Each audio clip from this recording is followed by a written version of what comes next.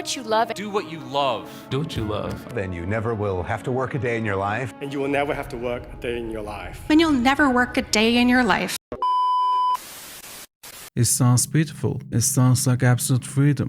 But what if I told you that this exact advice is a meticulously designed trap? What if the concept of passion was engineered to be the ultimate psychological weapon? A weapon used to ensure you stay burnout, underpaid, and hopelessly anxious. Today we are going to dismantle the cult of passion. We will look at the neuroscience of how your dream job is literally shrinking your brain, and we will expose the brutal economic math that proves loving your job just makes you easier to exploit. Welcome to the darkest scam of the 21st century.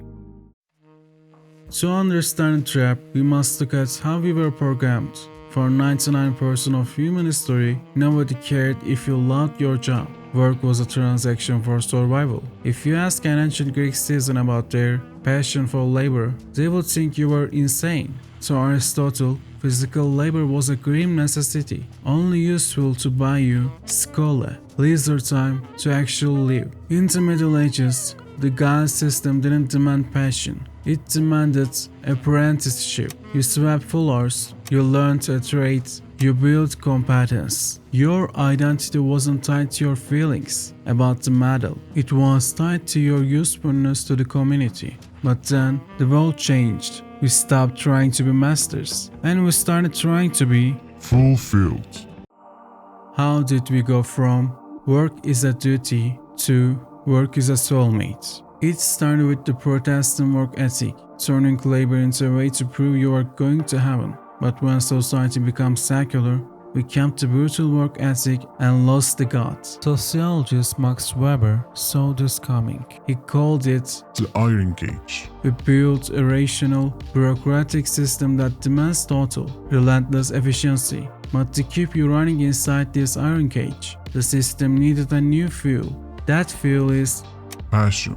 By telling you to do what you love, the system pulls off a psychological magic trick. It hides the pain of labor. It erases the physical toll, the unpaid overtime, the sheer exhaustion.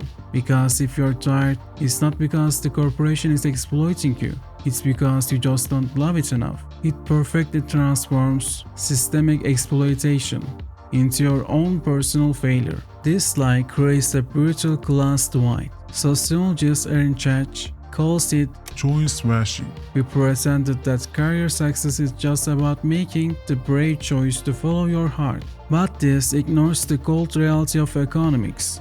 It makes the labor of janitors, truck drivers, and factory workers invisible. The passion economy splits human beings into two categories: the lovable jobs, creative, intellectual, high status; the unlovable jobs, manual, routine, low status. The elite get to self-actualize, while the working class cleans up the mess. And because society believes work should be a labor of love, we feel absolutely zero moral obligation to pay those boring jobs a living wage. So, what happens to your biology when you buy into this myth? You don't just get tired, you get burnout. If you are your job, then a bad day at work isn't just a bad day. It is an existential threat to your identity. Psychologists call this self-scam rigidity. When your professional identity is threatened, your amygdala, the fear center, goes haywire. It pumps cortisol into your bloodstream as if a tiger is hunting you in a cubicle. Chronic stress literally shrinks your prefrontal cortex, destroying your emotional regulation. And statistics prove it. Burnout is highest in passion fields, healthcare, education, non-profits. Why? Because these industries weaponize your empathy. You're doing it for the kids. You're doing it for the patients. They use your morality as a hostage to pay you less and work you to death. So what is the alternative? Do you just surrender and be miserable? No. You adapt the Craftsman Mindset. The passion mindset asks, what can the world offer me? This is a guaranteed path to depression.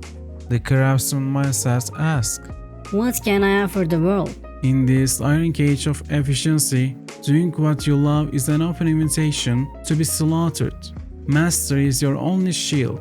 You do not start with passion, you start with a skill. You get useful, you gain autonomy and competence. You become too valuable to be force-fed to passion drug. You don't chase a dream, you bring your discipline to an opportunity. Stop viewing work as self-love. See it for what it reality is.